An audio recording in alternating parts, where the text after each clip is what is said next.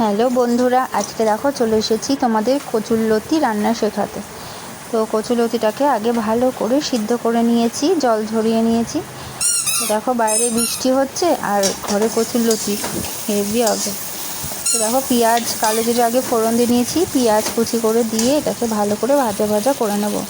এবার একটু লঙ্কার গুঁড়ো দিয়ে দেবো, একটু বেশি ঝাল হলে ভালো হয়, কারণ কচুরলতি অনেক সময় গলা ধরে, ওই জন্য লঙ্কার গুঁড়ো দিয়ে দিয়েছি। সামান্য নুন দিয়ে এটাকে ভালো করে ভাজা ভাজা করে নেব। এবার সিদ্ধ করে রাখা কচুরলতিটাকে দেখো জল ঝরিয়ে রেখেছিলাম, এটা এর মধ্যে দিয়ে দিলাম। তো এটাকে এবার ভালো করে নেড়ে চেড়ে নেব। ভালো করে নাড়া হয়ে গেলে এতে সামান্য একটু জল দিয়ে দেবো। জল না দিলে যদি একটু সিদ্ধ না হয়ে থাকে তো ওটা কচুরলতির মধ্যে রসগুলো ঢুকবে না, নুন টুন, ওই জন্য সামান্য একটু জল দিয়ে এটা ভালো করে হয়েছে। জল দিয়ে সামান্য একটু নুন চিনি একটু মিষ্টি দিয়ে এটা ঢেকে রাখবো। এটা দেখো খানিকক্ষণ ঢেকে রাখার পরে এটা ভাজা ভাজা হয়ে গেছে। ব্যাস, আমার কচুরলতি রেডি, নামিয়ে নেব।